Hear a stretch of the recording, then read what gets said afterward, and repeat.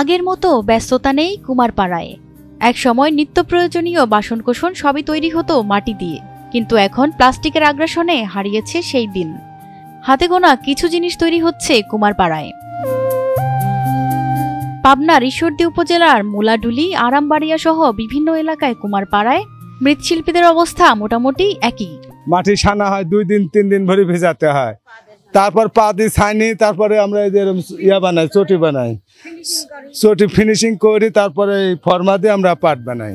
অনেকেই এখন এই শিল্পে টিকে আছেন শুধুমাত্র বাপদাদার এই শিল্পকে টিকিয়ে রাখতে।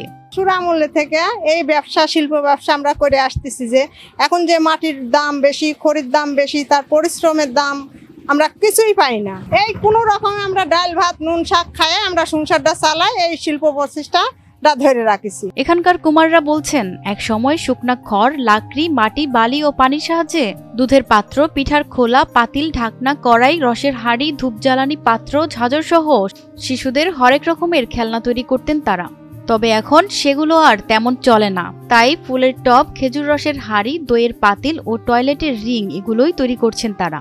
এই মাটির আমার সবকিছু হয়, মাটিটা ফিনিশিং করে তৈরি করে লিয়া লাগে, তৈরি করে নিলে সবকিছু আমরা বানাতে পারি। মানে টব ইত্যাদি, পাট, ঘট, মুসি সব কিছুই আমরা বানাতে পারি। আমরা পালতো, আমরা সবকিছু হাতে তৈরি করতে পারি। ঈশ্বরদীর কুমার পরিবারের বেশিরভাগেরই নেই নিজস্ব চাষের জমি। বসতভিটার মাত্র 2-1 কাঠা যা জমি আছে তাতে মৃৎশিল্পের কাজ করেন তারা। বিক্রি হয় কোনো রকমের পালেরে। আমার জায়গা জমি কিছু নাই, আমার কিছু চলে। কোনো রকম লবণ ভাত খাই, বেশি থাকি। দেখছেন তো অবস্থা কি, ভাটার ঘরও ভালো না, কাজের ঘরও ভালো না, কোনো রকম টিকি থাকে। আর দেখো ভাটায় 20,000, 15,000, 12,000 করে হয়। মাল তো হয় বেশি টাকা হয় না, 20,000 টাকা মাল হলে 12,000 টাকা খরচ যায়। মৃৎশিল্প গ্রাম বাংলার হাজার বছরের ঐতিহ্য।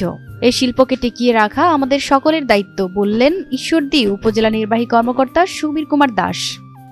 ক্ষুদ্র যে কুটির শিল্পটা, এটা বলা যায় যে ধুকে ধুকে চলছে, এবং তারা যদি আমাদের সরকারের অন্যান্য দপ্তর রয়েছে, যেমন যুব উন্নয়ন অধিদপ্তর রয়েছে, এখানে সমবায় অধিদপ্তর রয়েছে, এখানে সমাজসেবা অধিদপ্তর রয়েছে সহ অন্যান্য যে দপ্তর থেকে যদি তারা ক্ষুদ্র ঋণের আবেদন করে, সেটা আমরা সর্বোচ্চ গুরুত্ব দিয়ে তাদের এই ঋণ প্রদানের ব্যবস্থাটা আমরা করব, যাতে করে তাদের এই শিল্পটা যেন বেঁচে থাকে। এবং দিন দিন চাহিদা বাড়ছে আমাদের এই মৃৎশিল্পের, এবং তারা আমার আহ্বান থাকবে তারা যেন সংশ্লিষ্ট দপ্তরে যোগাযোগ করে এই ক্ষুদ্র ঋণের বিষয়ে যেন তারা যোগাযোগ করে।